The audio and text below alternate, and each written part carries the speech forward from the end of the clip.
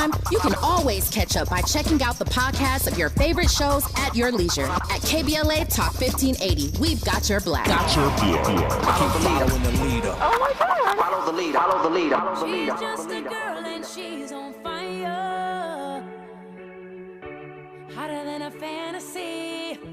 Lonely like a highway. She's living in a world and it's on fire. Filled with catastrophe.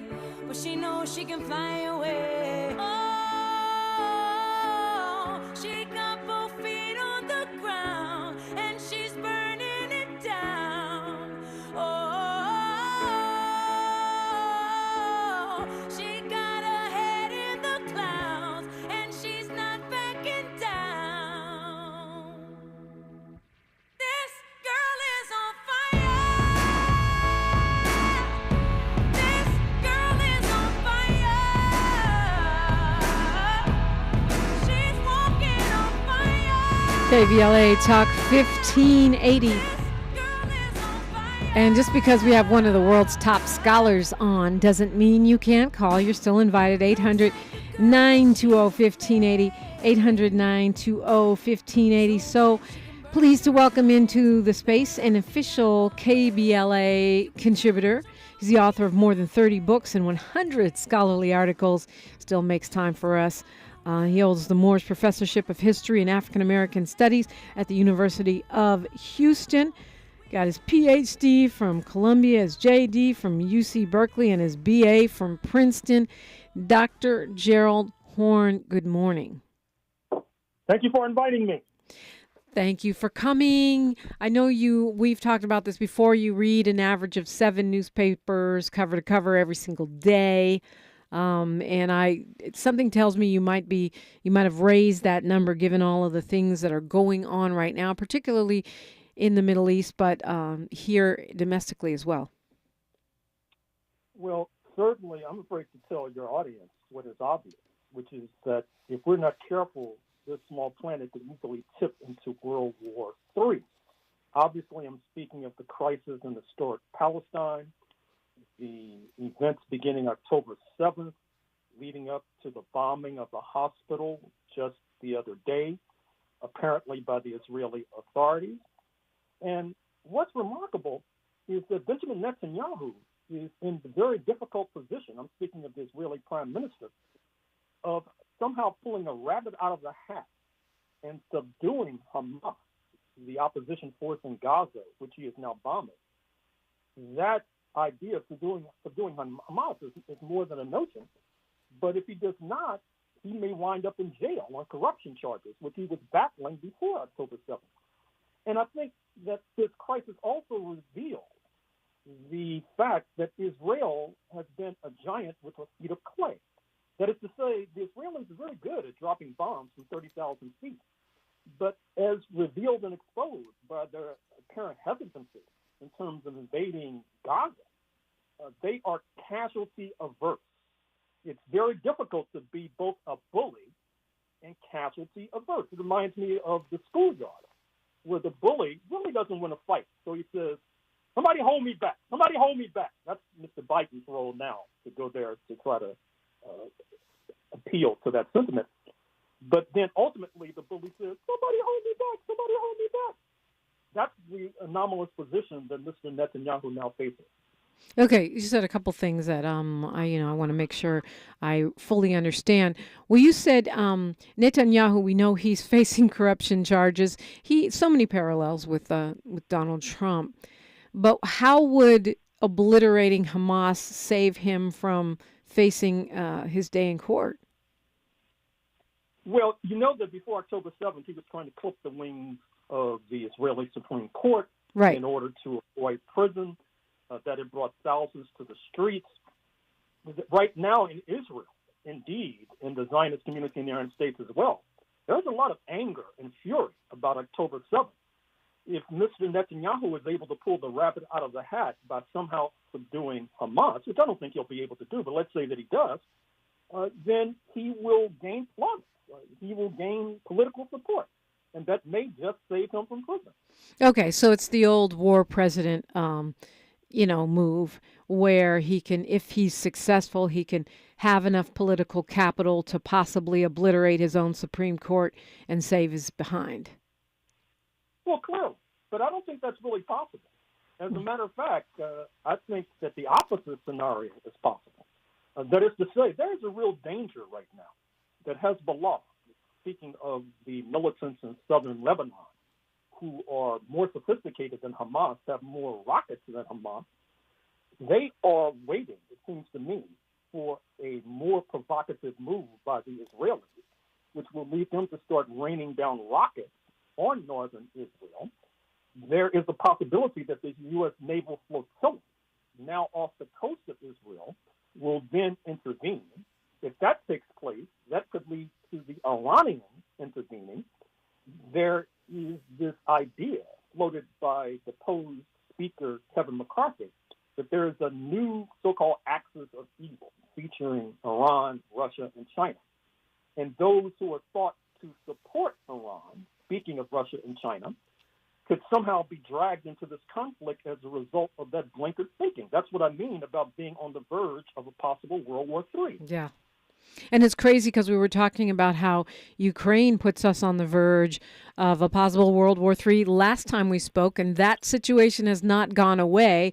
These are two simultaneous, perilous global crises. And the danger for the U.S. taxpayer, including yourself and myself and your audience, is that right now, as we speak, the U.S. Treasury picks up the tab for 150,000 Ukrainian civil servants. Right now, Israel has dragged workers out of their office cubicles, out of the grocery stores, put them on the front line with rifles. That could cause the economy to seize up. That could make Israel a kind of economic basket case as well, putting added burden on the U.S. taxpayer to our detriment. I mean, not to mention, we already send quite a bit of money to Israel every year, and I assume that as we've done with Ukraine, we'll just open up our wallet to this emerging war. Well, yes, and then there's the ideological fallout. Right now, as we speak, there is a crackdown on dissidents in the United States. Look at the pressure on the Squad, for example, in the halls of Congress. Look at what's happening at Ivy League universities, at Stanford. There's a danger that the president of the University of Pennsylvania will be purged because she is seen as not necessarily being sufficiently militant in her defense of Israel. But I think that that's the short-term consequence. I think in the long term, there's going to be even more consequence because the Zionist lobby has carried a lot of water for the right wing in the United States over the decades. Recall how they demonized the presidential campaign of Reverend Jesse Jackson, branding him as a bigot. They did the same thing in London with Jeremy Corbyn and the Labour Party, chasing him out of leadership of that particular organization. And even members of the U.S. ruling elite who did not toe the line. I'm speaking, for example, of former Secretary of State under Bush 1, James A. Baker III, a card-carrying member of the U.S. ruling elite. In his efforts to resolve the Palestinian crisis, he too was branded as a bigot. I think that with this Zionist adventurism bringing the United States to the brink of disaster, not being able to focus on what we are told is the big enchilada, speaking of China, there's going to have to be a reckoning with regard to the ruling of the United States. And believe it or not, some in the Zionist lobby may have to pay a stiff price. Okay, when we come forward, Dr. Gerald Horne, I want to get your definition of Zionism. We just had a robust conversation with a member of our delegation, Q, who calls in and basically, places Zionism, the blame on Zionists for many of the world's problems. I also want to understand why you say that you think Israel is to blame for the bombing of that hospital. They've put out their evidence, and the president just said this morning in one of his, I think, less intelligent comments that it looks like it was the other team and not you. So I want to know why you don't agree with the president on that. And of course, we got a lot of other things to talk about as well. But really understanding the context of what's happening in the Middle East right now is so crucial. And I'm so glad you're here to help us do that. Dr. Gerald Horn is with us on KBLA Talk 1580. A safe place to go loud. A great place for progressive politics. KBLA Talk 1580. Walk to Save Lives. Join the American Heart Association's Los Angeles Heart and Stroke Walk, Sunday, October 22nd at the Rose Bowl in Pasadena. Team up with friends and family and walk to end heart and stroke. Every step you take and every dollar raised will help save lives and make our community a healthier place for all. Learn more and sign up for free at heartwalkla.org. Sponsored by Optum, UCLA Health, Providence, Keck Medicine of USC, and Dignity Health. What's up? I'm Danelle Riley, FAMU alumni and creator of the HBCU Culture Shop. I am so proud of my new partnership with Black Beyond Measure and Target. They help me elevate community pride with my HBCU designs and continue to support Black creators and entrepreneurs with Target HBCU challenges, scholarship programs, and campus collaborations. Let's come together this homecoming season and beyond. Shop my brand and discover other Black-owned products at target.com/BlackBeyondMeasure. King C. Gillette knows you're dedicated to your barbershop routine. But what about after? What's your routine for facial hair to avoid dry skin, itching, and beard rough? Well, the King C. Gillette Beard Oil is a perfect fit for making your beard feel as good as it looks. It softens your facial hair and moisturizes to help prevent itch due to dry skin. Get facial hair that feels as good as it looks. Just trim, wash, and soften with King C. Gillette. It's a different world at Pasadena City College. Come find out why during PCC's On the Yard HBCU Caravan, happening Tuesday, October 24th from 4 to 6 p.m. on the Colorado Boulevard campus of Pasadena City College. Over 20 historically Black colleges and universities will be on campus, and some colleges will be offering on-the-spot admissions. You heard that right, on the spot. All you need to do is bring your unofficial transcripts. So come to PCC's On the Yard HBCU Caravan for the opportunity to win scholarships and prizes, enjoy some mouth-watering DD's Chicken Cat Shack, and tasty burgers from Fat Boys for free. It's all happening on Tuesday, October 24th. The HBCU Caravan is proudly presented by PCC's Transfer Center, Office of Inclusion, Equity, Diversity, and Justice, and the California Community Colleges, Chancellor's Historically Black Colleges, and Universities Initiative. For more information, visit pasadena.edu/HBCU or call 626-585-7287. Do you have both Medi-Cal and Medicare?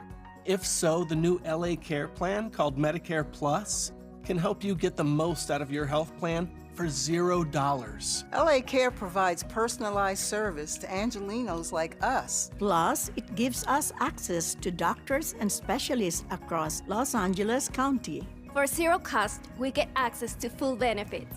From vision coverage, in-home support services, to prescription drug coverage, And a quarterly over-the-counter allowance. plus personal equipment. Meal programs. a gym membership, And so much more. for more than 25 years, LA Care has provided Angelenos with access to quality health care at an affordable cost. For our families, our seniors, our community, it's a plus. it's a plus. for all of us.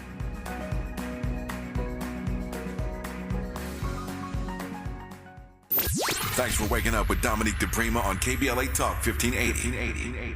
You're also waking up with Dr. Gerald Horn, waking up with one of the biggest brains we have right now on the planet. And I'm so happy to have you here in conversation with me. So where to start? Zionism. How do you define that? I mean, we have some folks in the chat room on YouTube. You can see me. Dr. Horn is on the phone. I assume he's in Texas. At KBLA 1580, some folks in the chat room asking for definitions of anti-Semitic and Semite, along with Zionism. Zionism is a philosophy that is initiated at the end of the 19th century by, among others, Theodor Herzl.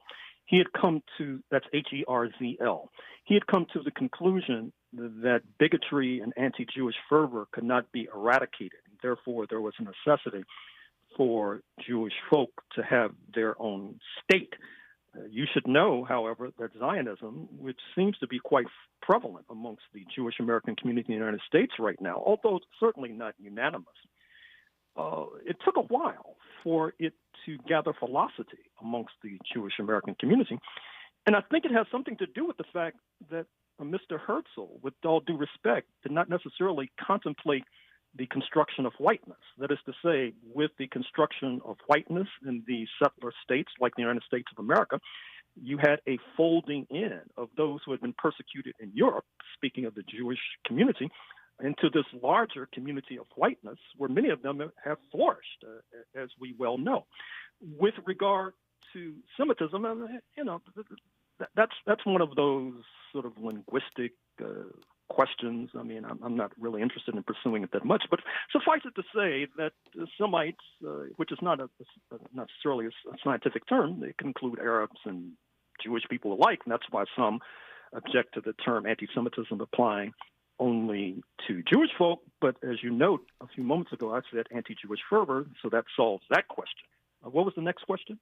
Well, what is anti-Semitic and what is Semitic? So I think you kind of covered them both in that sense.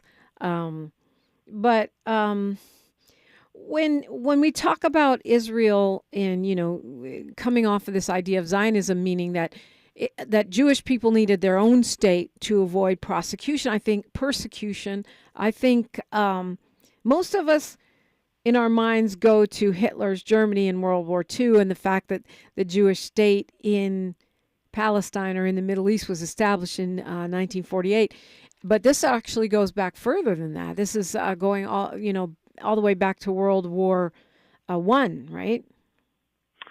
Well, keep in mind that Turkey as it was then called, was the colonizing power in historic Palestine for hundreds of years up until about 1918, when it was on the losing side. So Turkey controlled Palestine until they lost World War I. Correct. And then the British took over, and then you had the so-called Balfour Declaration, where the British promised that there could be a Jewish state. Nonetheless, there were sharp contradictions between London and the Zionists leading up to the creation of the State of Israel, 1947, 1948, up to and including bombings of British interests in that part of the world. I should also say that part of the objection of some in the Jewish community to the concept of Zionism is that, as the events of October 7th suggest, having a Jewish community does not, and a Jewish state does not necessarily mean security for Jewish people.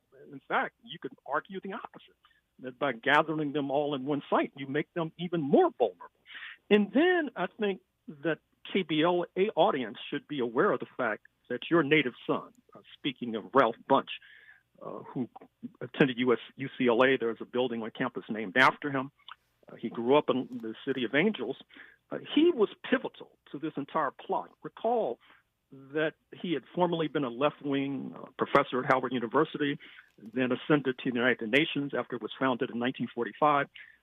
His supervisor with regard to historic Palestine, the Swedish diplomat Count Folke Bernadotte, was assassinated by the Zionists.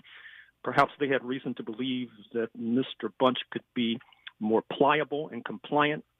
And it turned out that that might have been the case. And he, of course, received the Nobel Prize as a result of his efforts in creating the State of Israel. And as a man who you may be familiar with, speaking of the late poet Amiri Baraka once said, you can't eat Bunche for lunch. And so this idea of having him as a hero is something that has also been rejected by certain elements in the black community as well. So then, Turkey loses what we knew then as Palestine. Turkey loses Palestine in World War I to the British. The British, I understand, they were originally considering Uganda as the new Israeli, as the Jewish homeland, Israel, and chose what modern day Palestine or modern day Israel instead. Why is the U.S. so much more invested then in modern day Israel than the British seem to be? Well, number one, you have an influential Zionist community in the United States that occupies very important positions in the ruling elite. They are major donors to the Democratic Party, and in fact, major donors to the Republican Party as well, and occupy strategic positions in the political economy in terms of Wall Street, in terms of universities, medicine, Hollywood, et cetera. And they are able, as a result, to wield influence in the United States of America. And recall that London actually expelled this Jewish community at the end of the 13th century. And it was only in the 16th century when London was figuratively under the gun. Keep in mind that England was almost dislodged, overthrown. I do not recall that, Dr. Horn. I didn't even know that. That's crazy.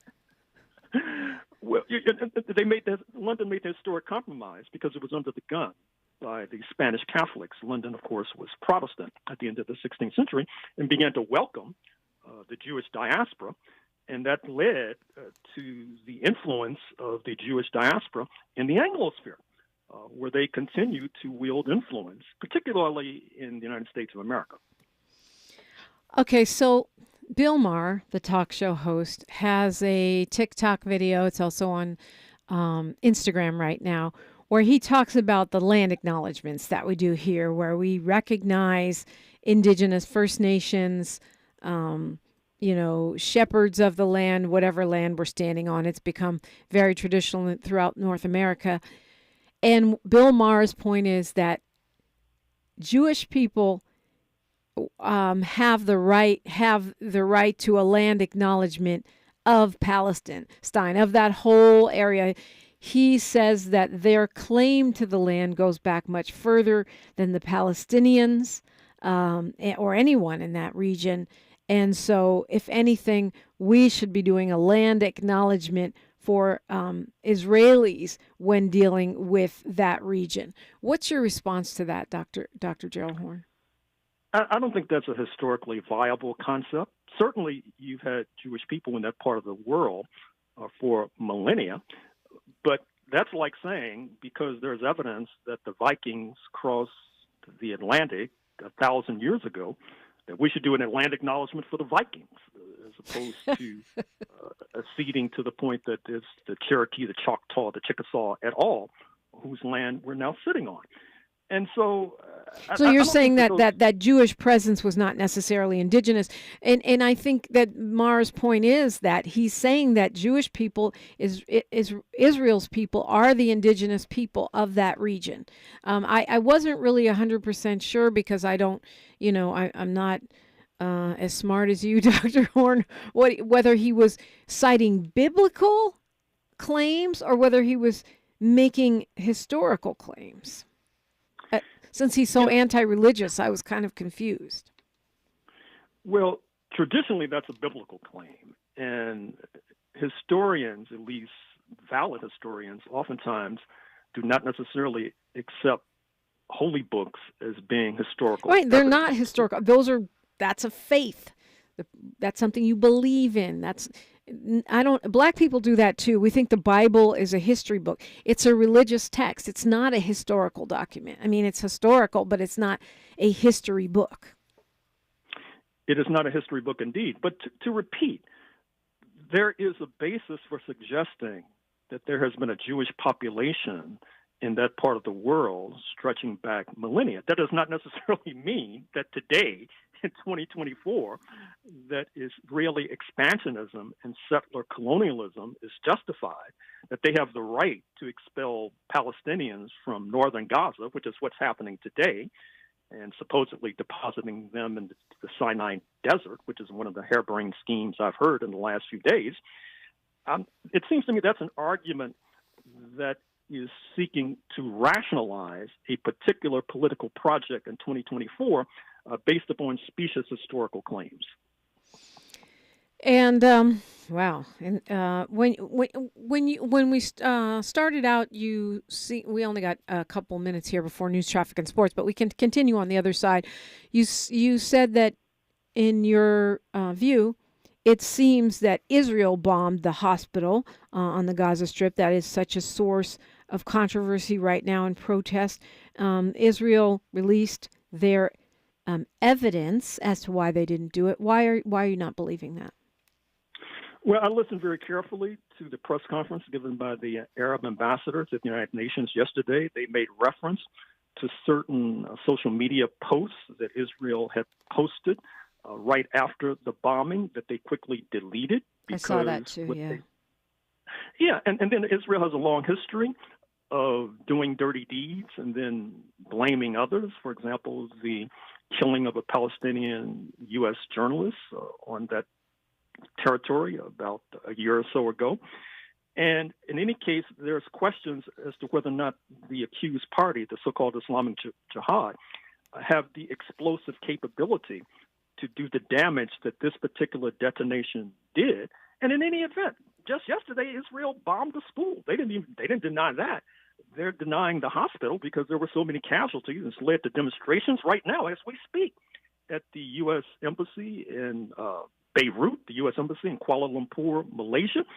As I said, Israel and this U.S. partnership is helping to drive both over the cliff, and there are going to be bitter recriminations whenever this crisis is resolved. Yeah. I mean, I was just so surprised that Biden would show up in Israel, hug Netanyahu, and say, oh, the other team did that. So it appears the other team did that without, leaving space for a full investigation, without, if you're going there to stop World War III, it just doesn't seem like you'd rush in and take a side on the most controversial issue in the war right off the bat. Well, as noted, the Zionist lobby in the United States wields significant influence in the ranks of Mr. Biden's own Democratic Party. As noted, they are putting pressure on Ivy League presidents, on law school students at NYU, on members of Congress. Supposedly, there's this American Civil Liberties Union line in the United States, which I thought was hegemonic, which is that if there's speech you don't agree with, then you try to have so-called good speech. Apparently, this is an exception. We all have to be in lockstep with regard to supporting Israel at this moment of crisis. Talking with Dr. Gerald Horne and you, 800-920-1580. We are unapologetically progressive, KBLA, Talk 1580. More of First Things First with Dominique DiPrima when we come forward. I'm Mike Moore. Here's the latest from the Black Information Network. President Biden is no longer scheduled to travel to Jordan on Wednesday. Following his trip to Israel, Biden had planned to meet with Arab leaders in Amman. A White House official now saying that after consulting with leaders in Jordan, Biden will postpone traveling to the country. Biden, in a statement, said that he was outraged and deeply saddened by the explosion at a hospital in Gaza Tuesday that killed hundreds. Johns Hopkins University is moving to rename a professorship named after the wife of a slave owner. The university submitted a petition to the Baltimore City Circuit Court to dename the Carolyn Donovan Professorship in English Literature. According to the university, Donovan's husband was Joseph S. Donovan, one of Maryland's largest and most prominent slave traders. And that's the latest. I'm Mike Moore from your 24/7 news source, the Black Information Network and BINnews.com. Escape with the best stories of the year on Audible. Hear celebrity memoirs, mysteries, true crime, sci-fi, and more. Ignite your imagination with audiobooks, podcasts, and originals. Sign up for a free 30-day trial at audible.com. This is the KBLA Sports Minute with Ray Richardson. I'm a bad man. Dodgers Executive Vice President Andrew Friedman said manager Dave Roberts will return next year for his 9th season. Roberts, one of only 2 black managers in Major League Baseball, is under contract through 2025. There was concern about Roberts' future. The Dodgers failed 2 years in a row to reach the National League Championship Series after winning 100 games in the regular season. The Dodgers are also 3-10 in their last 13 postseason games. 5 NFL teams starting a black quarterback have a combined 20-8 record. That's 71%. At the top of the list is Kansas City's Patrick Mahomes and Philadelphia's Jalen Hurts. Both are 5-1. Dallas is 4-2 with Dak Prescott. Seattle is 3-2 with Geno Smith. Cleveland is also 3-2 with Deshaun Watson and P.J. Walker. No debates, no speculation, just the info you need. That's your KBLA Sports Minute. I'm Ray Richardson on KBLA Talk 1580. At City National, we listen to you. I want to expand my business and my legacy. I want to set up the next generation for success. I want to see my vision come to life. I want to feel right at home. Your goals, passions, vision, future. We want to hear it and work alongside you to achieve it. Visit cmb.com to learn more. City National Bank. Here for our clients and communities. Happy birthday, Metro K-Line. Whether traveling for business or pleasure, it's time you made today a K-Line day. The K-Line can connect you with fun, food, friends, and family from Crenshaw to Inglewood in one safe, clean, comfortable ride. Take the K-Line today and experience the diversity that makes LA such a great place to live, work, and play. Make it a K-Line day. Go Metro. Visit metro.net/K-Line. In Big Tobacco's Fantasyland, children are the future. Here, tobacco companies are committed to higher education, offering scholarships to students who submit essays about the benefits of vaping. The tobacco industry even sponsors summer camps for kids. Don't worry, the tobacco-sponsored programs have been linked to leaving your kids more interested in smoking. In Big Tobacco's Fantasyland, the world's deadliest industry is your child's friend. See reality at undo.org. For all of us, this generation and the next, there is simply no place in our lives for litter. And yet, it's everywhere we look. And unfortunately, it does belong to all of us. So, let's come together and create a litter-free, clean California, once and for all. Remember to properly dispose of your trash and recycling. Secure truckloads with tarps to keep debris from flying out. Clean out your car when you're at a gas station. Take pride in your community by organizing a cleanup event. Or join a cleanup event near you. Zero litter is the goal. Join us at cleanca.com. That's cleanca.com. Let's do it. Together. Brought to you by Caltrans. cleanca.com. Heard any other talk radio lately that sounds anything like this? We didn't think so. You're listening to Unapologetically Progressive, KBLA Talk 1580. We're talking with Dr. Gerald Horne, University of Houston, a prolific author whose books are available wherever you get your books, as well as online. And you can find him on YouTube lecturing on many things simply by typing in Dr. Gerald Horne. Dr. Horne, I was asking you why, you didn't buy the Israeli evidence, their story about not being responsible for that particular attack on the hospital. To your point, though, they are raining down bombs and attacks on Gaza, and they have asked the Palestinian people to evacuate. I'm not clear on where they want them to go and how they want them to leave while they continue bombing. To me, that it doesn't really make sense. It's not like they're saying, come on into the refugee center here in Israel, or we've got a spot for you in Egypt. Folks in the United States politicians in the United States are making moves to try to bar any Palestinian refugees from coming here. So where are folks expected to go? Well, that's part of the demagogy of the Israeli authorities. As you've already suggested, they're not going to be welcomed into Israel proper. They feel that their Arab minority of 15 to 20% is more than enough. There has been informal cooperation with the Egyptian authorities, and in any case, General al-Sisi, the paramount leader in Cairo, has been quite hostile to Hamas in recent years. Recall that he came to power by overthrowing a cousin of Hamas, speaking of Mr. Morsi, the late Mr. Morsi of the Muslim Brotherhood, who had been popularly elected. And once again, I need to stress that Israel may have painted itself into a corner. I think that they are experiencing or exhibiting cold feet with regard to an invasion of Gaza. They will be met with suicide bombers, with minefields, with booby traps. with the drones dropping explosives, which you saw promiscuously on October 7th and October 8th, 2023. And Israel, as noted, is casualty averse despite their bullying rhetoric. And so I'm not sure how Mr. Netanyahu gets out of this quagmire politically alive.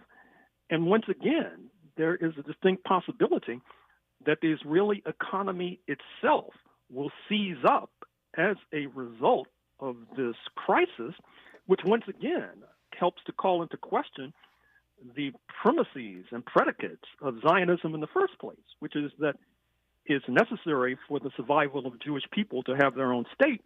And what we're seeing unfold before our very eyes is that premise and predicate being eroded.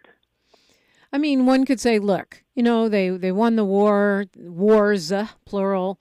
That's their country now, just like we say, well, yeah, the California used to be Mexico. Guess what? It's California now. Why can't they, and clearly, I think it's clear that the being casualty averse is normal. Like, the attack on civilians by Hamas is terrible. I think the attack by Israel on civilians in Gaza is terrible. But it doesn't even seem like a solution as far as a real two-state solution is even part of the conversation. All we're talking about, all we hear Israel and even the Biden administration talking about is revenge, flattening Hamas, and that's it. What comes next? Right? Let's say they did eliminate Hamas. What comes next? Well, history suggests is they are able to eliminate Hamas, which I don't think is possible. But for the sake of discussion, let's say that happens. I don't think that necessarily eliminates the impulse that led to the creation of Hamas in the first instance, that is to say, dispossession, exploitation, oppression. And in any case, as a number of commentators have pointed out, when Hamas came into existence about 3 odd decades ago, that was not necessarily frowned upon by the Israeli authorities because they felt that it helped to split the Palestinian community because the Palestine Liberation Organization under Yasser Arafat and its main component, al-Fatah, was seen as being secular. Hamas, of course, is not secular, to put it mildly. And that also led to the prelude to October 7th because the Israeli authorities had put a lot of their forces on the border with the West Bank, Palestinian Authority territory.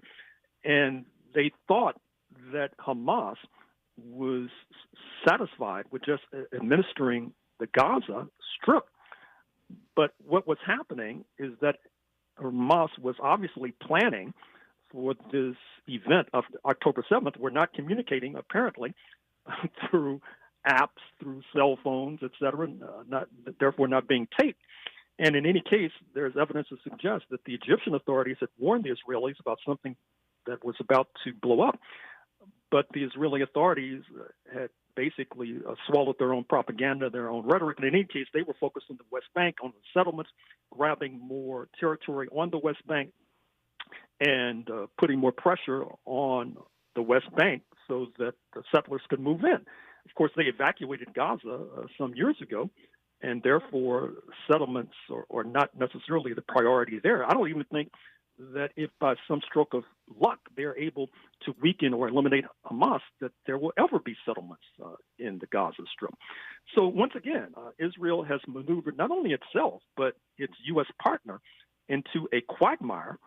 And it's going to be not easy to extricate ourselves from this quagmire. I've never understood the whole settlements issue because, to me, if you have a Jewish state, Israel, and it's been well established by the Western powers and really globally acknowledged that you have a right to exist and a right to defend yourself, why continue to expand into the West Bank?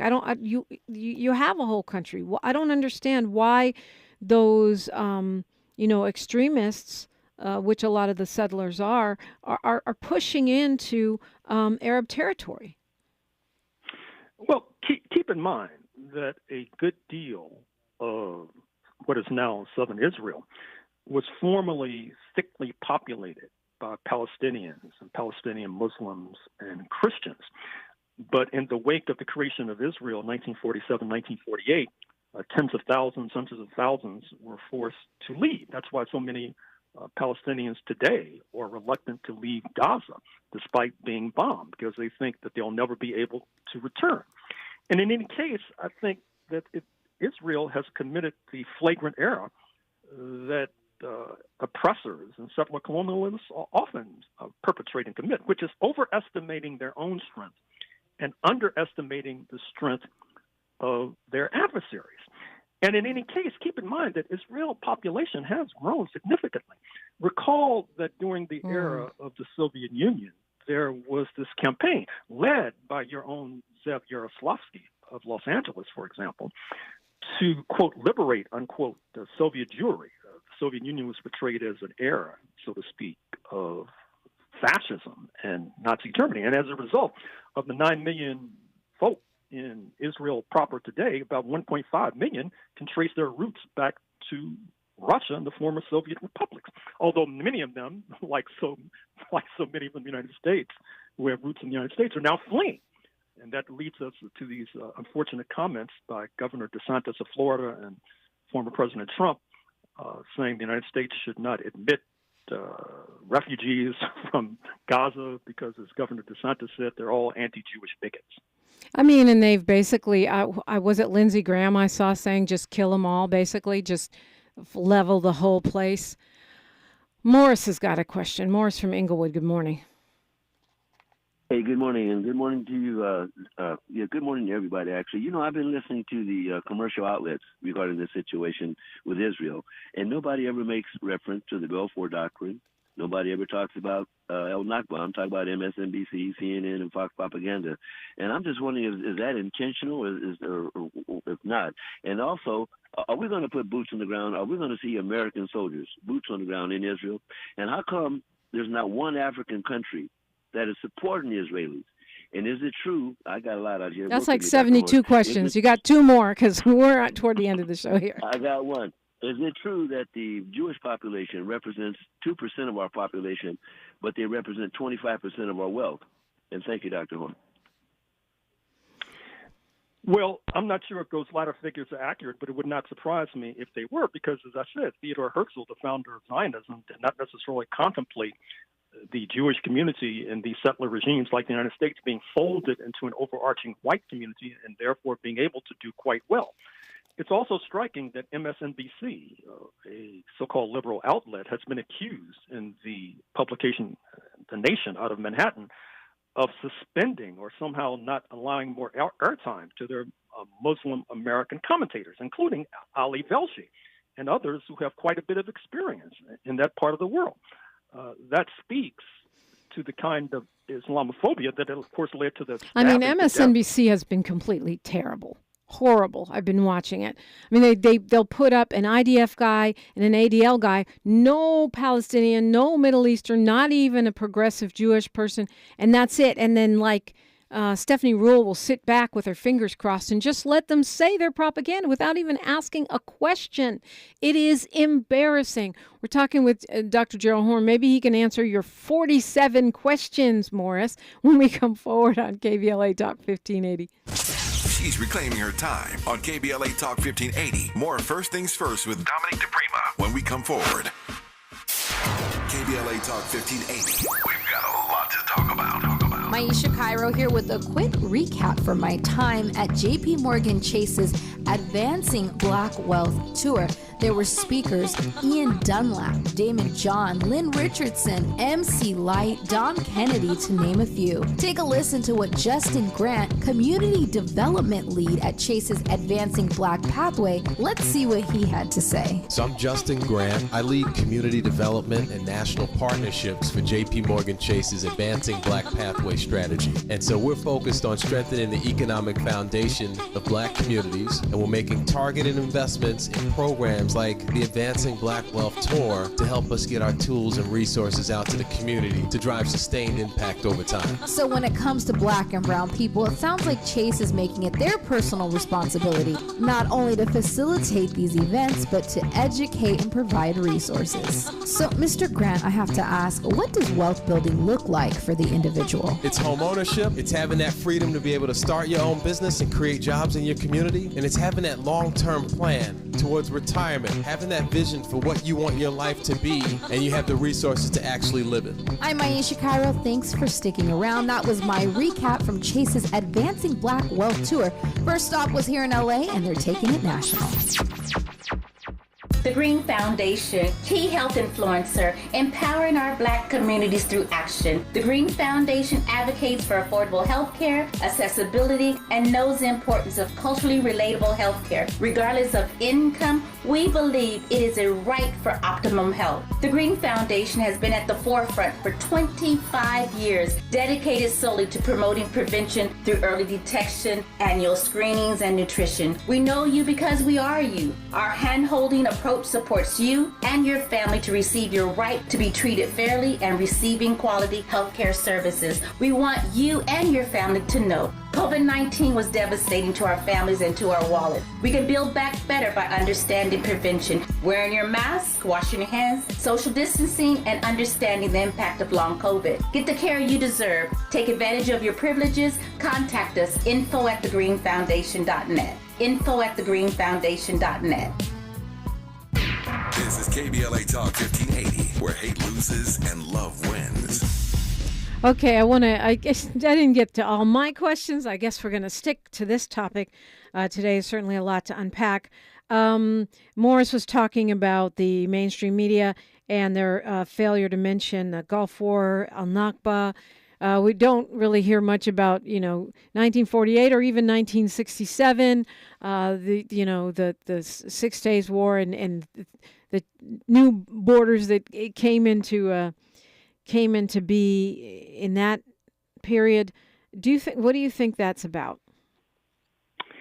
Well, speaking of 1967, one of the things that really worries me, in fact, almost keeps me up at night, is that recall that in June 1967, during the so-called 6-Day War, for reasons that remain unclear, the Israeli authorities attacked a U.S.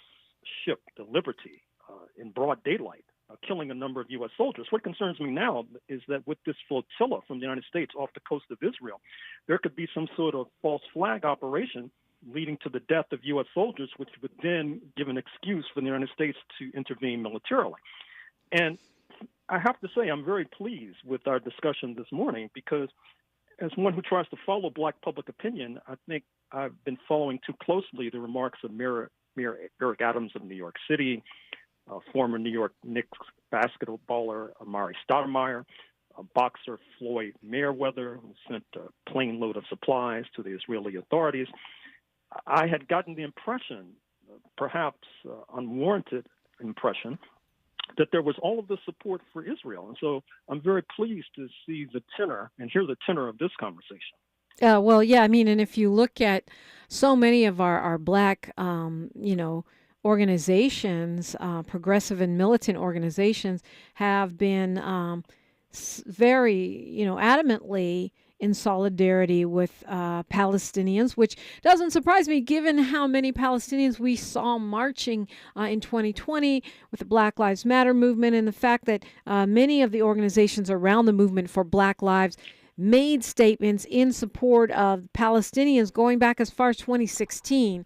So it's not so much a reaction to this situation as a continuation of a policy position that's been articulated by the African-American left in this country.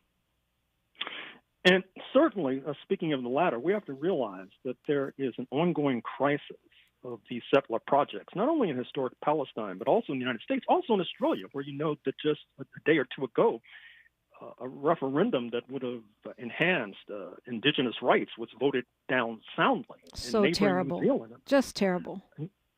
Another settler state, you had an election where an anti-Maori, anti-indigenous party came to power explicitly on that platform. And so those of us who have not been beneficiaries of these settler projects, speaking of the descendants of the formerly enslaved population, we have to realize that we have skin in the game. This is not a struggle or a battle that we can sit on the sidelines about.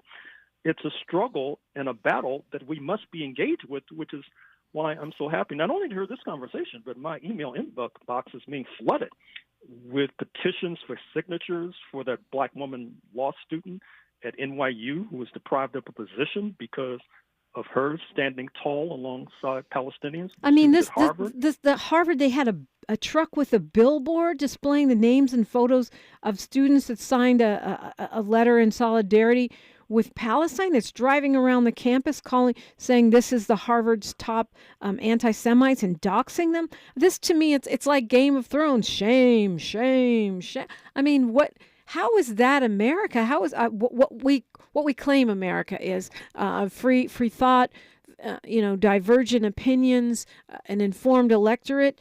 It's just terrible. Well, as the saying goes, you have freedom of thought and freedom of speech until you don't. It reminds me of this infamous case from U.S. Supreme Court, 1957, where they sought to make illegitimate the prosecution of communists under the so-called Smith Act.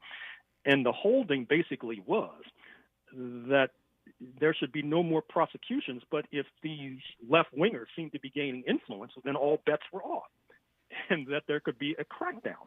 And this is one of those moments. Also, I've been struck by the fact that even Candace Owens, I'm sure you're familiar with her as the right-wing bomb thrower, flamethrower, she has defended the Harvard students in the face of a scurrilous attack by Megyn Kelly, formerly of Fox News. I mean, that left me befuddled and baffled and scratching my head. Yeah, well, I mean, they're threatening their families now, doxing them and letting their addresses out. So this is, for me, definitely a bridge too far. And, if I can agree with Candace Owens on one thing, it'll be that. Getting final comments from Dr. Gerald Horne when we come forward on KBLA Talk 1580. The station you turn to when you've had it up to gear with cultural incompetence. KBLA Talk 1580. Hey, son. How are you feeling? I'm fine, Pops. What's on your mind? I can't explain it. Navigating without a compass, eyes waiting, started to wonder. Metamorphosis, the loss of who you thought you was. When your kid can't find the language, help them find the lyrics. Listen to the Sound It Out album and get tips and tools to start a conversation at sounditouttogether.org. Brought to you by Ad Council and Pivotal Ventures. Hey, Dad, how do airplanes fly? What's in this box? Is this tree good for climbing? How are babies made? What does this thing do? Kids are curious about everything, including guns. Talking to them about gun safety in your home is a good first step, but you can do more. Always keep your guns locked, unloaded, and stored separately from ammunition. Safe gun storage saves lives. Learn how to make your home safer at endfamilyfire.org. That's endfamilyfire.org. Brought to you by End Family Fire, Brady, and the Ad Council. At Susan G. Komen, we believe that ending breast cancer needs all of us working together. Because if you've just been diagnosed and don't know where to turn, we've got you. If you can't afford the treatment you need, we've got you. And if you are driven to honor the loved one you've just lost, we have a place for you here. Because of you, we're supporting those who need help today while tirelessly searching for tomorrow's cures. Visit Komen.org and be a part of our Susan G. Komen community today. The conversation continues right now with Dominique DiPrima on First Things First. Dr. Gerald Horne, of course, I want to let you make your final comments, but I wanted to at least have you touch on in that the scale, because when we hear the reporting on Hamas and Israel in the news, it sounds like equal folks going to war.